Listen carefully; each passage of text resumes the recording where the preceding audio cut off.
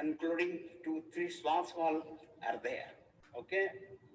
The Hanumanji's personality is so strange. Or one is so mighty and other is very soft also. Jnana, Bhakti, Vairagya, Shraddha, Seva, Sangam is Hanumanji. Okay, now sing. Jai Hanumana, Jai Hanumana.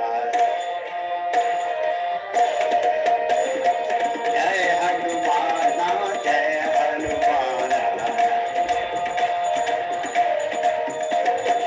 Veer, Veer, Gambhir Hanumana. Veer, Veer, Gambhir Hanumana.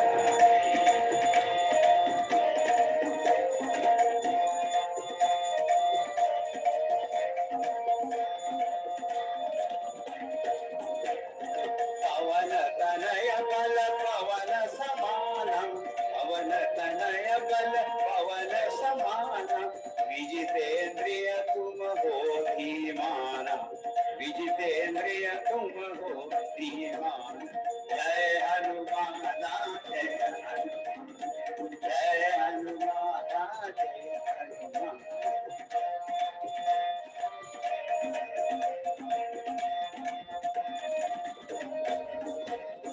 मन की गति से भरे उद्यान, मन की गति से भरे उद्यान, कपि सेना के तुम हो प्राण, कपि सेना के तुम हो प्राण। जय हनुमान, जय हनुमान, जय हनुमान, जय।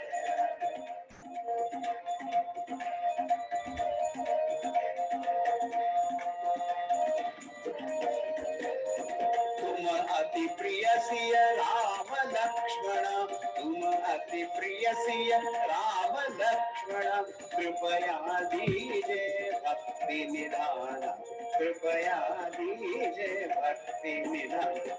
जय हनुमान, जय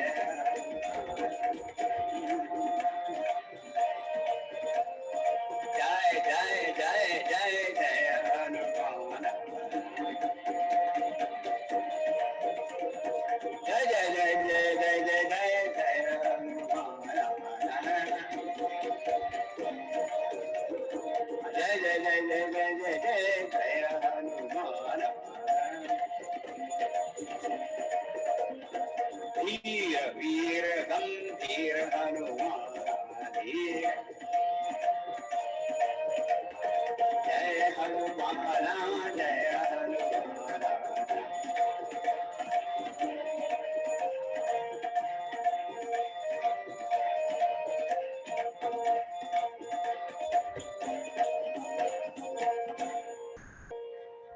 वीर हनुमान की जय। वीर मारुति गंभीर मारुति, वीर मारुति, वीर मारुति गंभीर मारुति।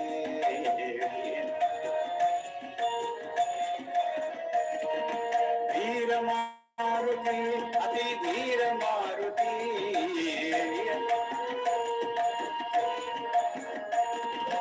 गीत मारुति संगीत मारुति।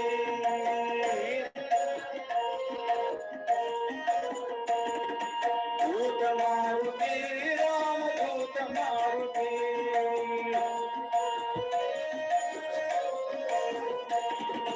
दूत मारुति राम दूत मारुति।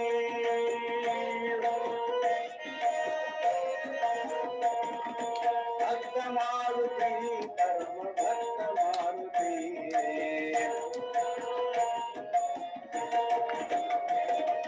भक्त मारुति परम भक्त Maruti.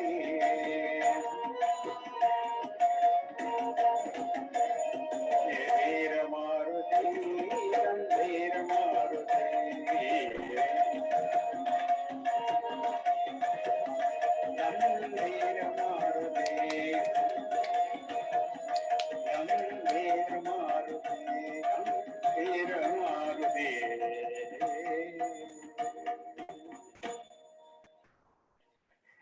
Now we'll conclude with Arati. You know, in our Chinmay Vibhuti Ashram, in Kolwan we have Chinmay Maruti Mandir.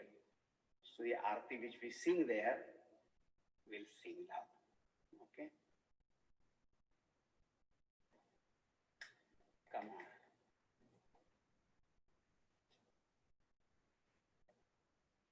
I take this opportunity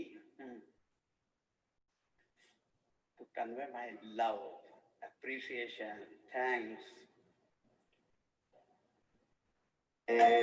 हितरक्षक Keshari नंदन अंजनी सुत की रुद्र तेज बल समीर सुत की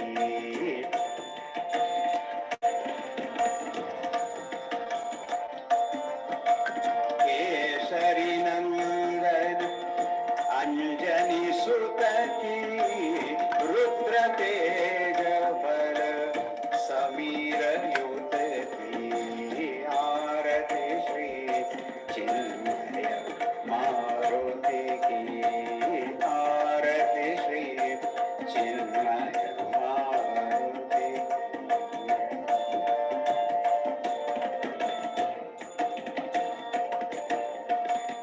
अष्ट सिद्धि नव भक्ति निष्ठ की आत्म बुद्धि व्यवहार निपुण की आरती श्री चिन्मय मारुति की आरती श्री चिन्मय मारुति की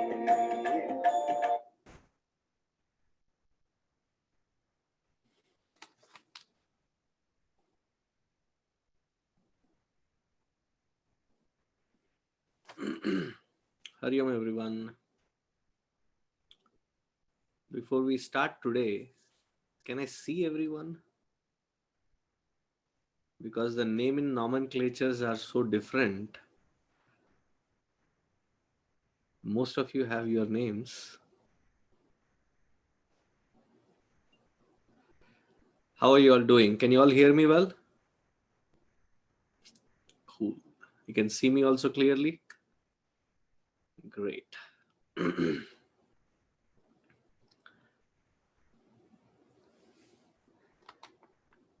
I have given the co-host to Archana. Please make sure that you allow people in so that can be focused by you.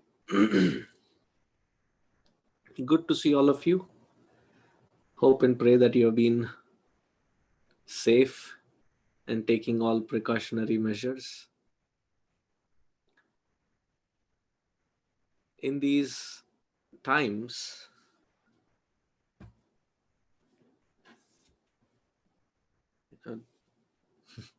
I was just speaking to a family that were thinking of driving a long distance to take a vacation to visit family.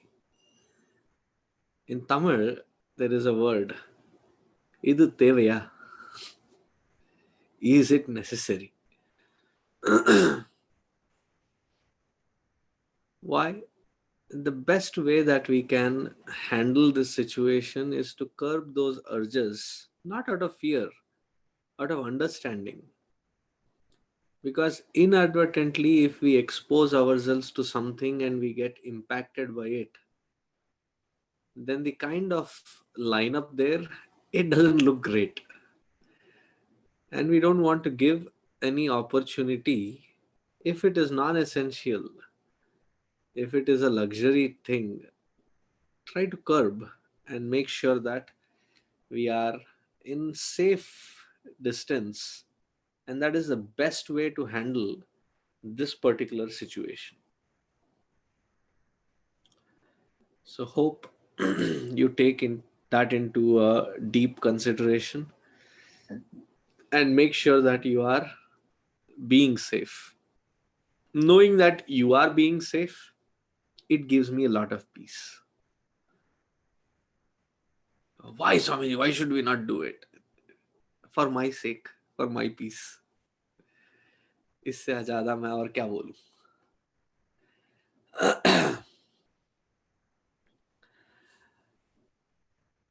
Having said that, let's start with 3 ohms, Sahana Vavatu, Guru Brahma, and start this session.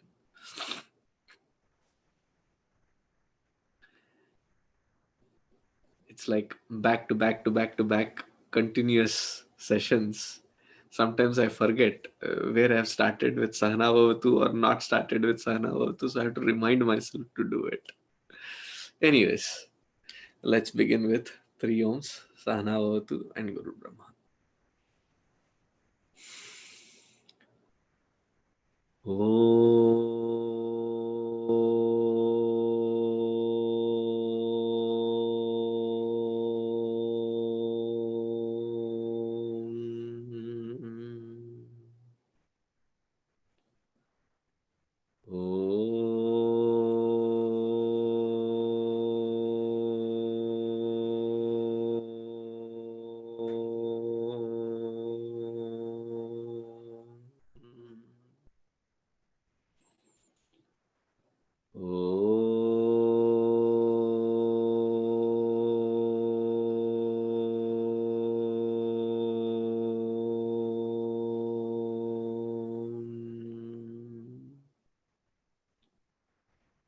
ॐ सहनाववतु सहनौ भुनक्तु सह वीर्यङ्करवावहै तेजस्विनावधीतमस्तु मा विद्विषावहै. ॐ शान्ति शान्ति शान्तिः. गुरुर्ब्रह्मा गुरुर्विष्णुः गुरुर्देवो महेश्वरः गुरुरेव परं ब्रह्म तस्मै श्री गुरवे नमः. तस्मै श्री गुरवे नमः.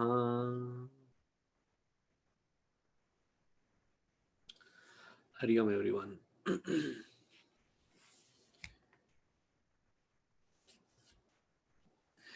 When I'm going through this particular segment where Dussanga Prabhava is being said, it reminds me of the Balakanda of Ramcharitmanas by Goswami Tulsidas ji, where he has talked about the Dussanga Prabhava in several dohas, several chaupais.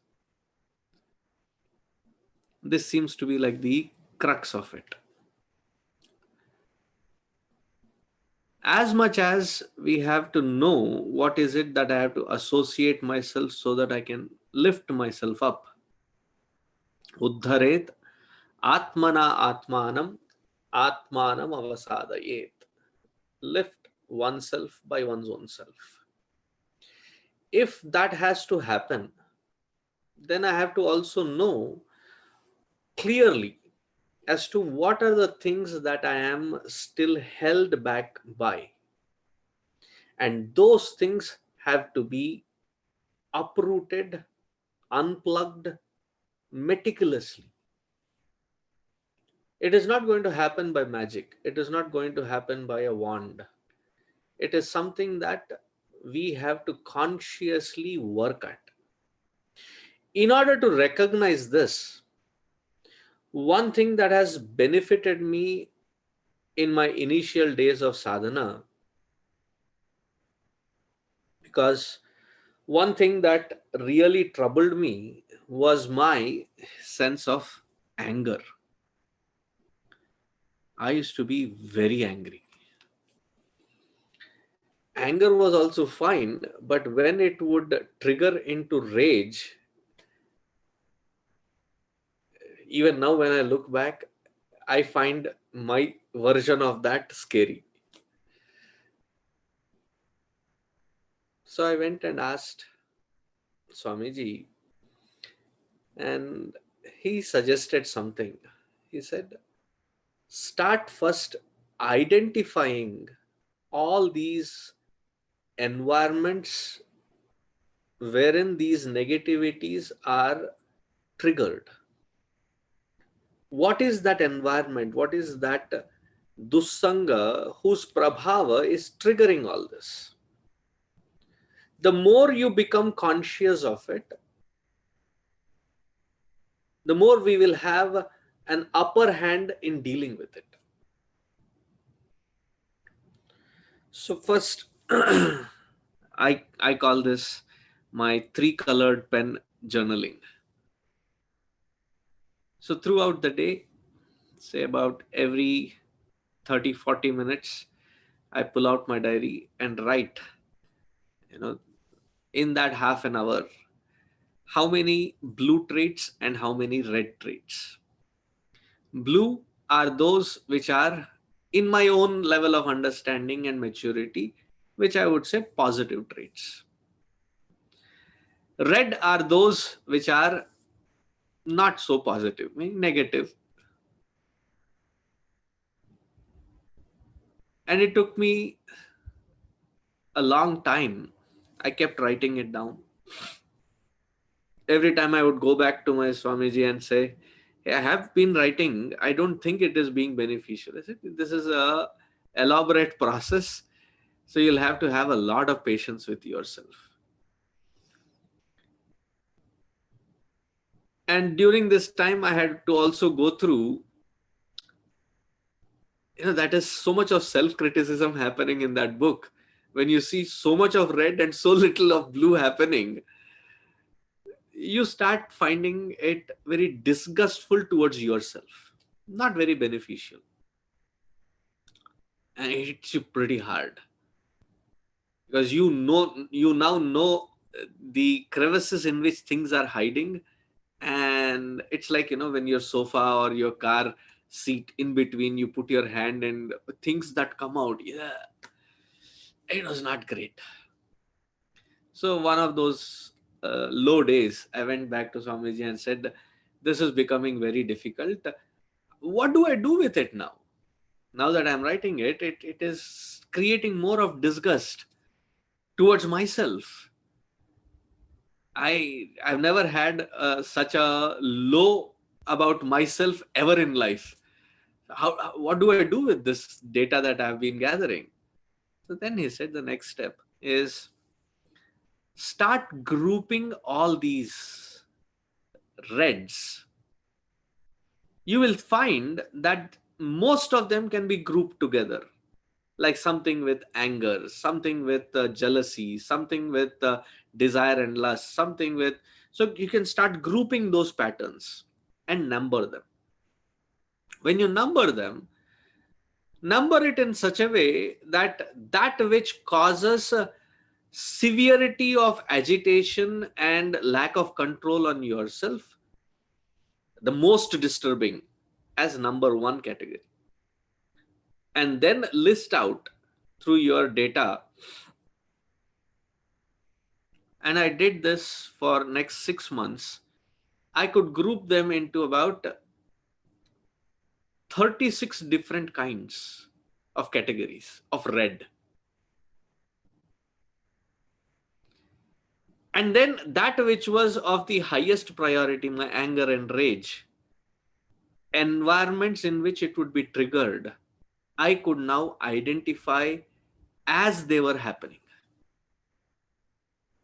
I knew it was getting beyond my hand, but I could recognize as it was happening. Earlier, it was a complete emotional outburst.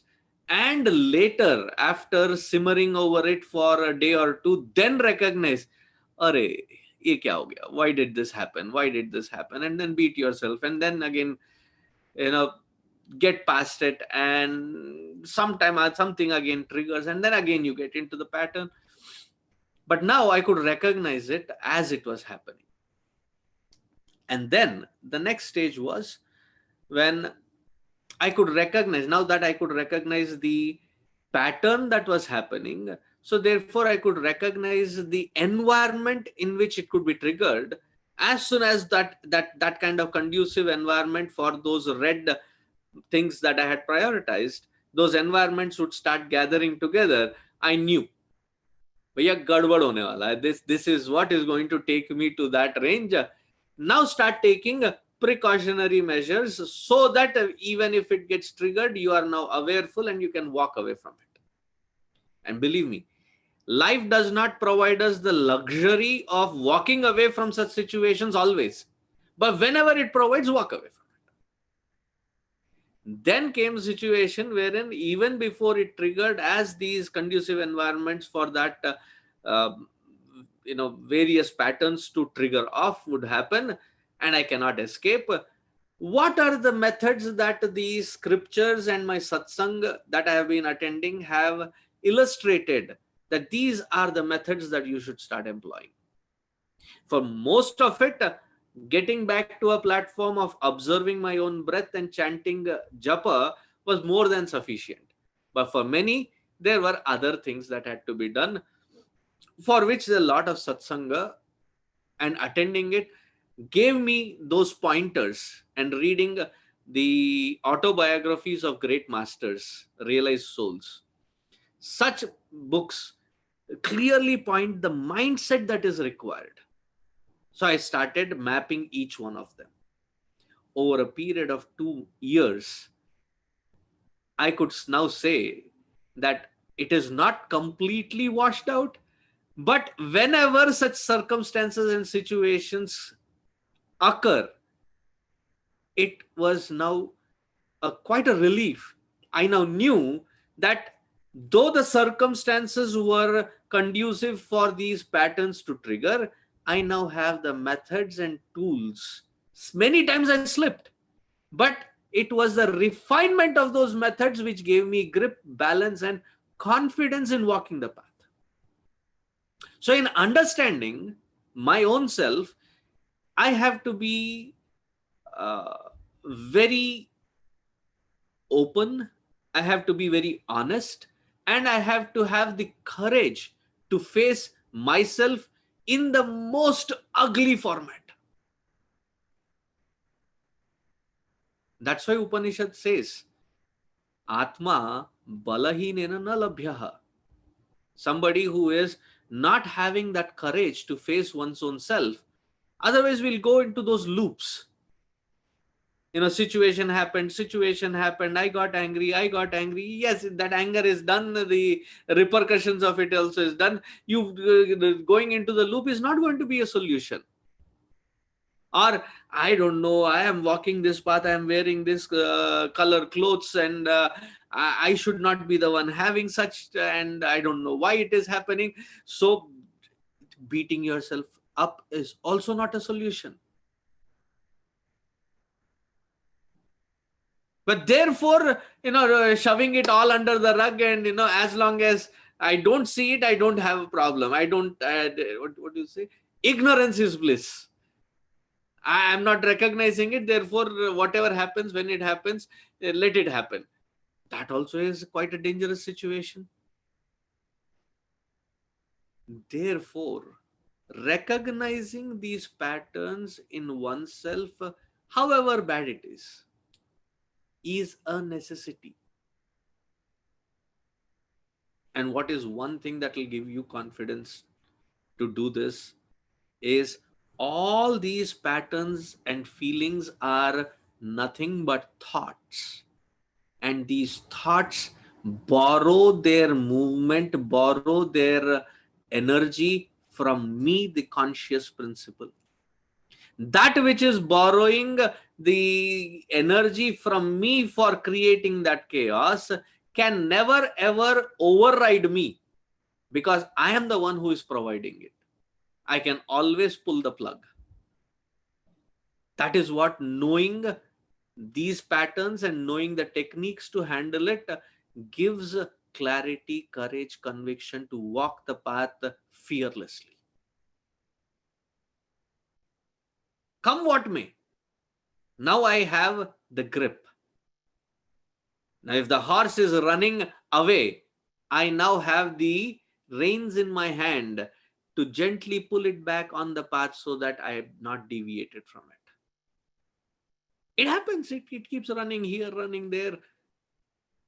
Sometimes the reins will not work, there is a whip.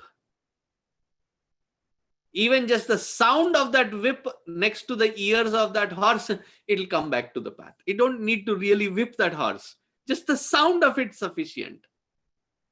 Mind is also like that. But in order to be able to handle it, one has to be very truthful with our own self. That these jealousies, these comparisons, these competitions, trying to be one-upmanship, not having control on the taste buds, not having, expecting the same kind of food, rejecting a certain kind. In this kind of path, you don't have such luxury, Baba. I had to align myself very quickly that whatever comes that day is the prasada from Bhagavan, and that is it. Beyond that, you don't have any such control other than refining and fine-tuning yourself.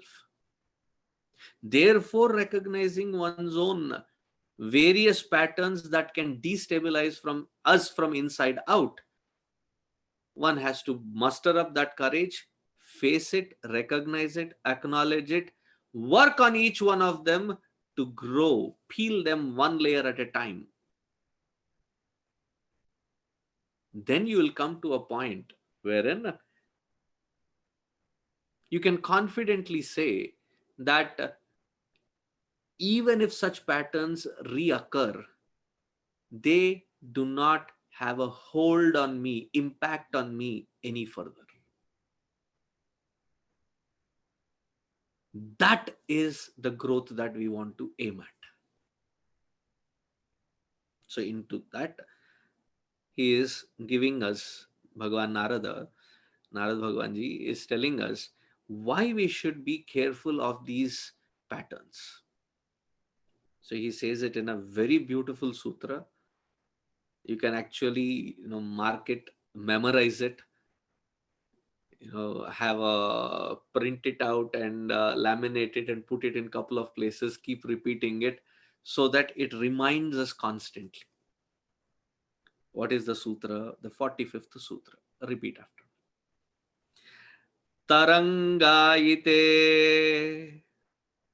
Tarangayite. Sorry. In the Sanskrit version of this particular book, there is a print mistake. You may want to correct it if you are using this book. It says, I don't know how to pronounce it, the way it is printed.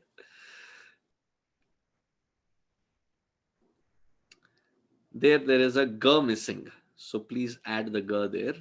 Actually, in the word meanings, they have printed it right.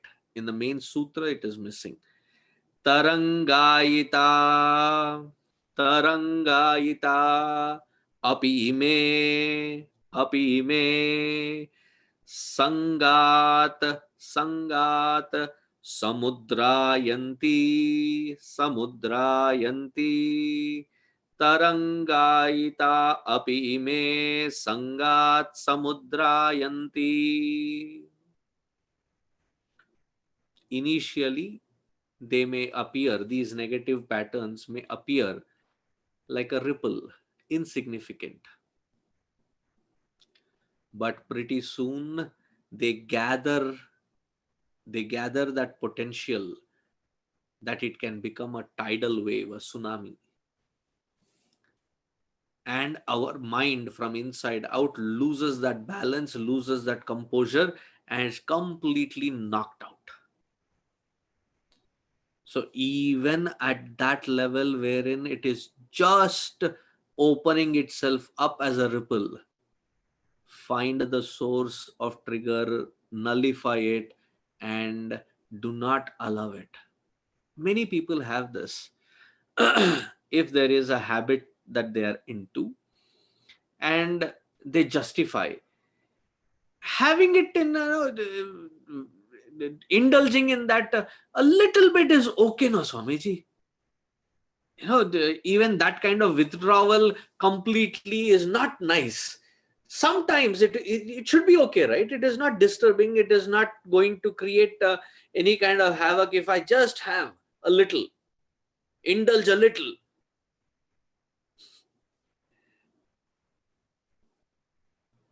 Usually at this point, I tell a joke. I've said it so many times that I can even refer to that particular joke and you should start laughing. Well, I'll repeat that joke. Once, the son reached adulthood and the father said, Beta, now that you are of the age, let me be the one who will take you for your first glass of drink. Let's hit the bar. So both of them went to the bar, and the father introduced, and as they were having, and you should mix this, you should not mix this, you should have this after this, and this goes well with this. He was explaining it. After a couple of rounds, the son had a very serious question. He said, Dad, all this is fine. When is it that we need to stop? Ha! The father also with bright eyes said, that's an intelligent question, son. And he turned around, looked around, and he said, Ha! You see that table there? Those 4 people, when you start seeing them as 8, that is when you should realize you should stop. The son was confused. He said, But Dad, there are only 2 people sitting there. When you get into those indulgences, you never know when exactly you have been taken over by those habits, and you are, instead of indulging for a small moment, you have been already caught up in it, and you are already thrown in that wave of it. It's very difficult to recognize. So therefore, instead of indulging in it, the best is to catch it before it becomes a pattern that engulfs you, recognize it at that very moment, and then kick it aside. And this is purely to be applied on one's own self. It is not to go out and take a lens and look at everybody and says, this is the pattern, therefore you should. It is not for evaluating the world. As Gurudev puts it, when dealing with yourself, deal with the mind, deal with your head. When dealing with others, deal with your heart. Give benefit of doubt. We do almost similar, but in a reverse pattern. When dealing with others, we deal with our head. Logic, and it's so disgustful. How can people do this? They should know, they should have better sense. Blah, blah, blah. But when it comes with ourselves, we want the world around us to cut some slack and allow us, to slowly grow. Whenever that happens, it should reverse around. It should turn around.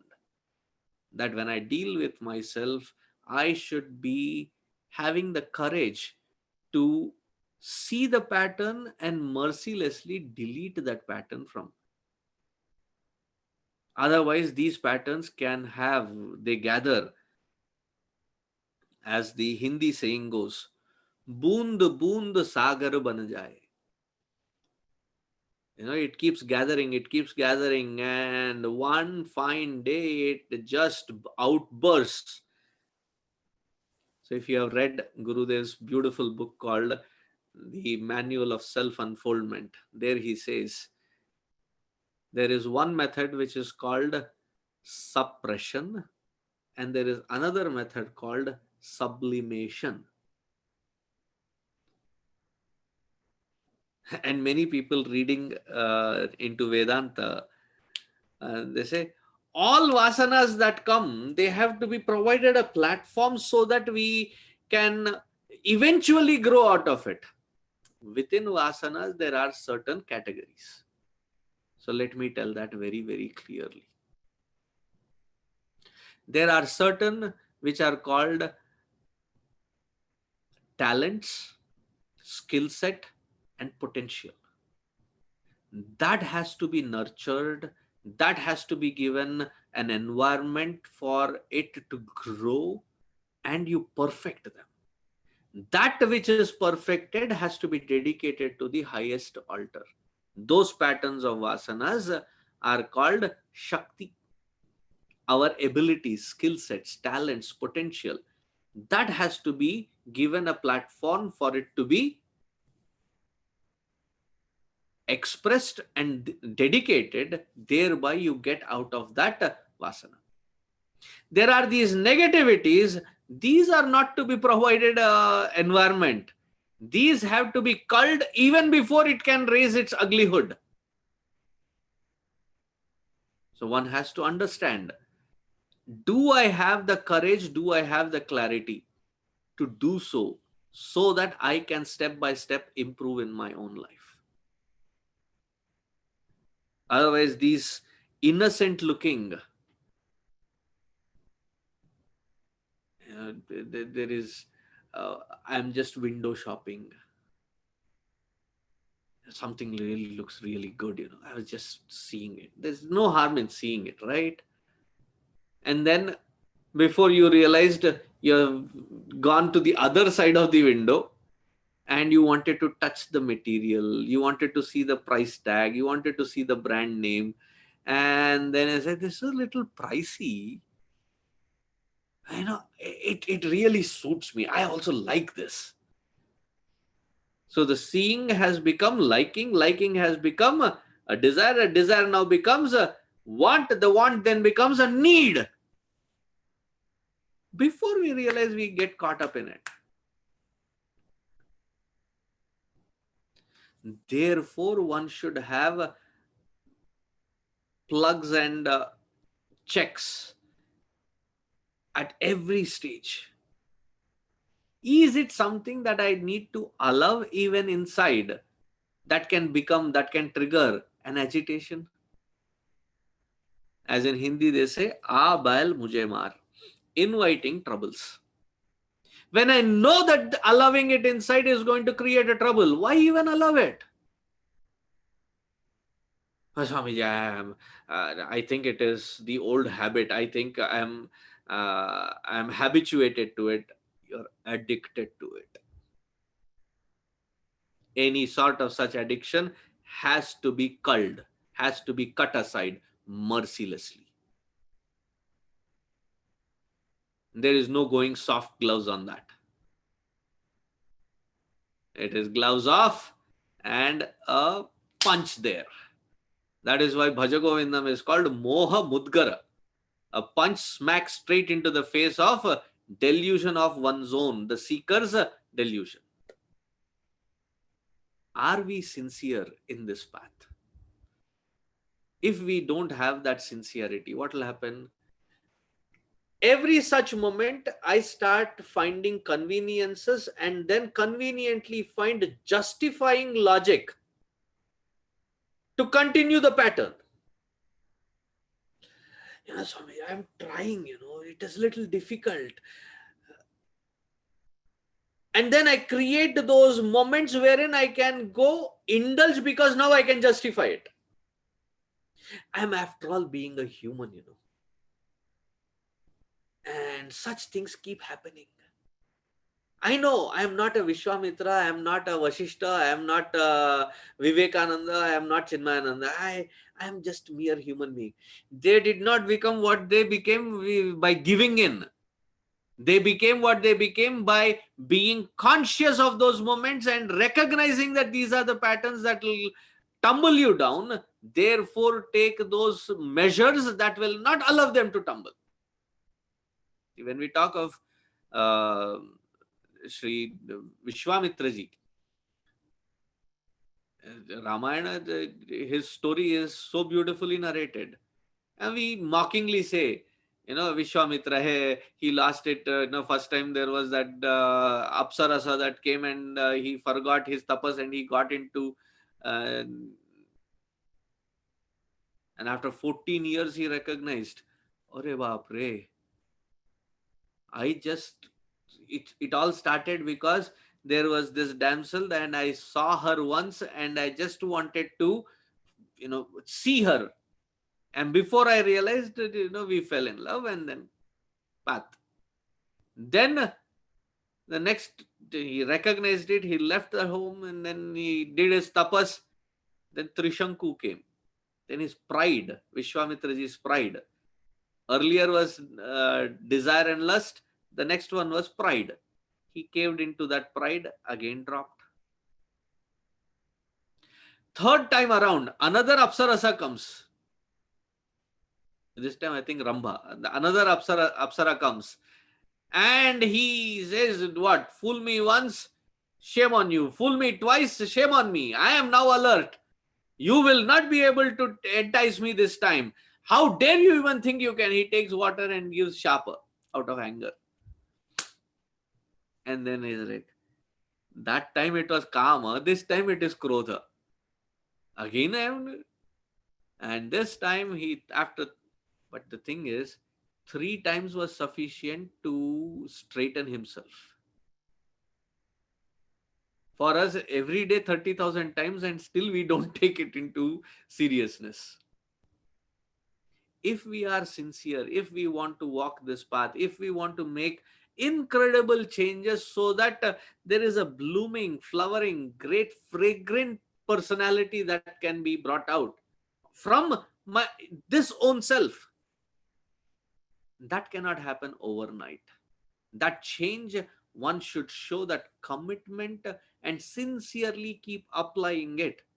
With what commitment? Karyam va sadhayami, shariram va patayami. Either I achieve or perish in the pursuit of achieving it. But I will not give up. And these patterns have to be recognized. There's no other way. Recognized, the triggers have to be recognized, and the methods to handle. And the best method is I can pull myself out of the rut of it, provided I observe my breath and I chant Bhagavan's name, Bhagavan's mantra along with it.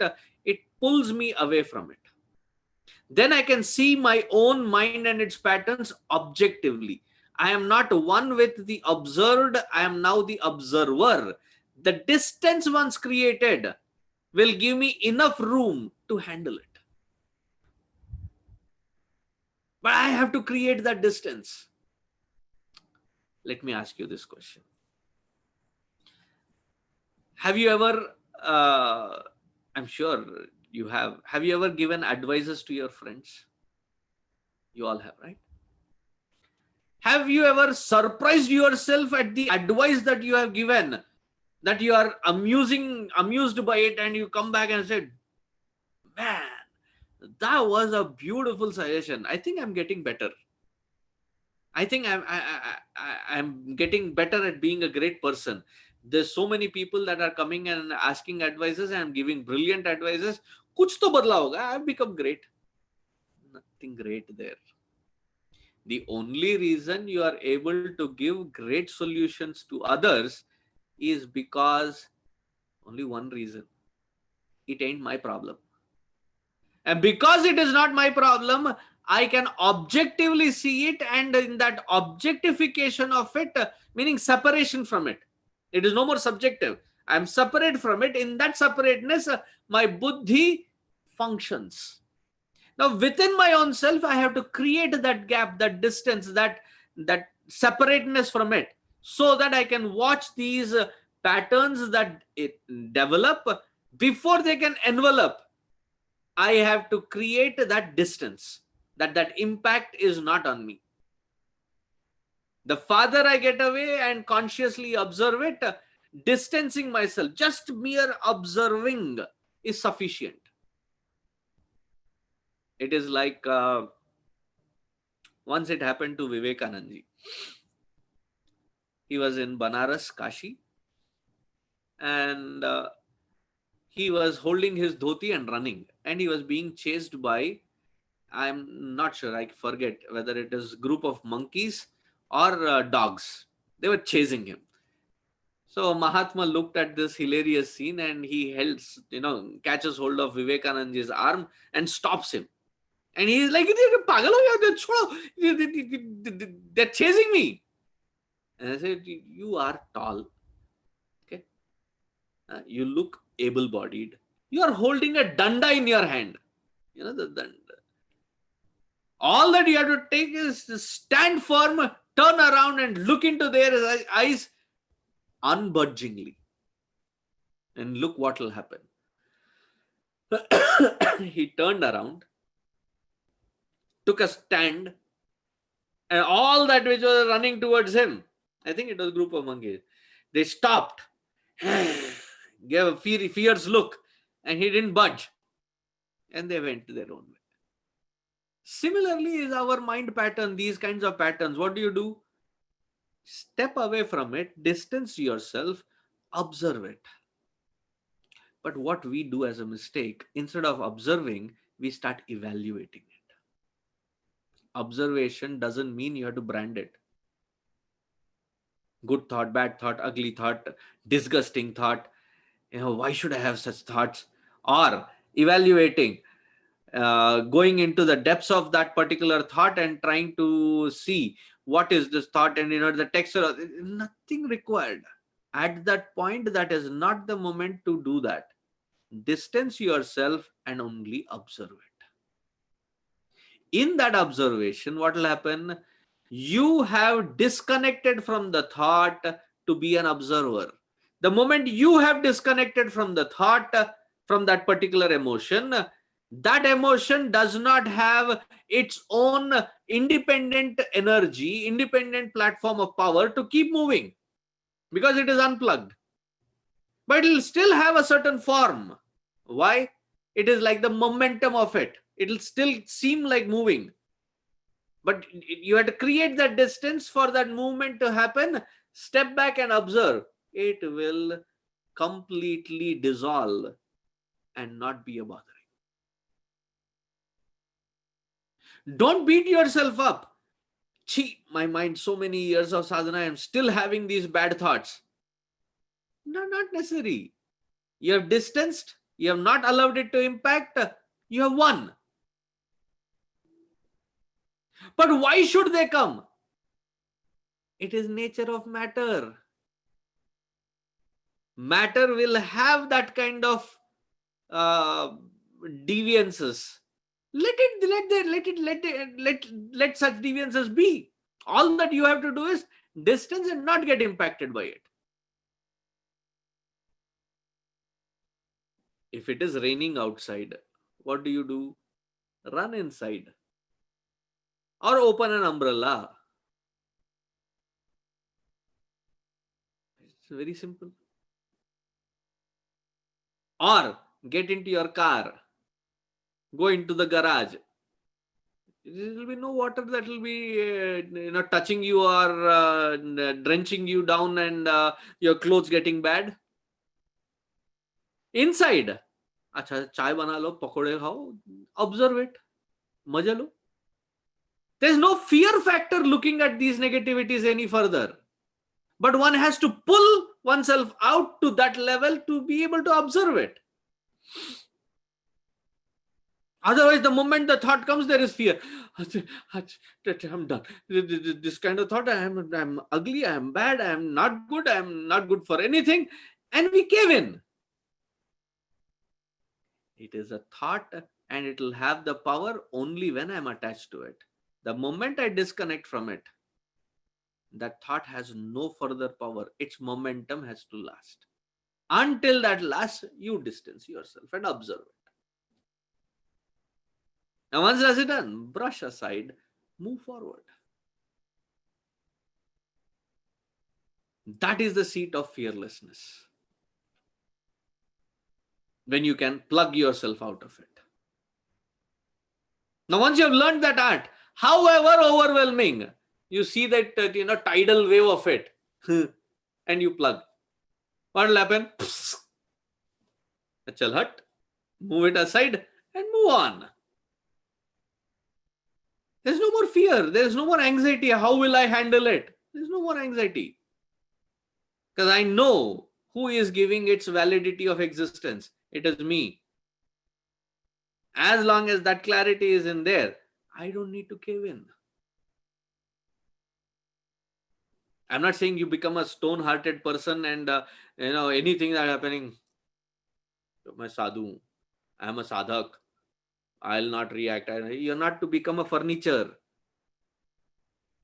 because there are these emotions which have the fragrance in it: love, compassion, caring, sacrificing, providing, being there, taking care, to have a fellow human being trust you. These are good emotions, but don't get carried away by them. Express them, withdraw from that expression, and that experience is moved on. It's like you having this toolbox, not knowing which tool to use when. Anger is not bad, but under the influence of that anger, functioning is bad. Sometimes you may have to use anger. Using anger and being used by anger is a world of difference. That is why when we see, especially this Maharshi called Durvasa, Baba re Baba, his stories, you do something to him, he gets angry. Don't, he gets angry. You ignore, he gets angry. You pay attention, he gets angry. You don't know how to function with him. And the moment he gets angry, he'll take his kamandalo, take some water and say, go shop. Re Baba. So people ask, if anger is such a bad thing, then how come Durvasa is called a Maharshi? Wherever he has showered his anger, the word that I'm using, showered his anger, on whoever he has showered his anger with, has gotten nothing less than Bhagavad Darshana in their life. If somebody's anger can provide Bhagavad Darshana, is it a good anger or a bad anger? Tell me. We just see the impact of it, that he got angry. Baba, he was using his anger to be the triggering agent for you to run towards Bhagavan. It's like, these race cars, they say there's that nitro gas, you hit that. I've only seen that in movies, okay? Fast and Furious. So you hit that and it suddenly picks up. So that is the momentum that he provides. So using anger. Whereas how are we? We are used by that anger. The moment has happened, anger has happened, and then the whole experience has done. But then I'm still stuck. Any remembrance of it, don't even remind me of that. I am the whole thing again just boils up. What? There's still an open wound on that, which is still bleeding, which is still oozing out pus and all kinds of dirt. We have not handled it. We have been sucked into it. So these are not something to be scared of. These are tools. If they're necessary, use it. Not necessary, put it aside. I ask this question usually at this point. A sharp knife, is it a good thing or a bad thing? Usually, generally, people jump to one answer. It depends, Swamiji. Sharp knife, it depends. The moment you answer it depends, you have changed my question paper to suit your answer. What was my question? A sharp knife, is it a good thing or a bad thing? It is neither. It is a vastu. And that vastu neither has goodness nor badness. Depending on the skill and the intentions and the intensity of the individual who is using it, it can turn into a good tool or a bad tool. But it per se as a vastu, it is neither good nor bad. Similarly, these emotions are neither good nor bad, but one has to reach to that level. You cannot keep justifying now, saying that anger, indulgences, they're neither good nor bad. I know, though I am indulging, but I am not impacted by it. किसको बेवकूफ बना रहे हो? Who are you fooling around with? You know what impact it is leaving on you. So if you are sincere, first grow out of it. Then there is no fear factor, anxiety factor. Then you can start saying, I can now use it as a tool. Not until then. Is that clear? The last thing is a very deep point. Very advanced seekers can probably be able to experiment with it. It's not for an initial seeker. What do we have to do? Recognize it and cull it right at that moment when it can take an impact. Distance yourself, observe it, cut it. As simple. So I think we conclude this section with this particular sutra. From the next one, we get into the concept of Maya Shakti. How does one transcend Maya? So that is a very beautiful segment that we will see next week. So be safe, be cautiously interacting with the world around you, and make sure that your safety is not out of fear but out of understanding that I am trying to be a part of a solution. If need be, if need be, make it a thing that when you step out, you wear your mask, wear your gloves, come back, wash them, wash yourself, and be safe. Because it's going to be another year or more before a vaccine can be produced. Until then, it is a liability to step out and foolishness to step out without this caution. So let us be a part of solution. Wearing a mask is not a it's not saying out loud that you are being weak or you're being scared. No, you're being a part of solution. So let us be a part of solution. And this one thing I've been saying for the last 2.5, 3 months repeatedly. But when I step outside, we just shifted to another house, so we had to buy some things to fix some things. So I had gone to what do you call, Lowe's or Home Depot kind of a thing, and I was like freaked out looking at 80% of them, with no mask, nothing, as if I'm a big man. This bug is not going to affect me. But you wait until it hits you, and then because of you 10 others will get hit by it. So please, I know this is summer, I know your schools are done, most of you, I know there is nothing much to do. You would want to meet, greet, and reach out. 3 months tapas, then you'll get back to school. Until we get medicines, you have to be careful. So these 3 months, do tapas. The best greet and meet is over Zoom, is over Meet, is over WhatsApp video, FaceTime. That's the best way to meet and greet. And I cannot insist enough. Please be careful. Comprende? See? Very good.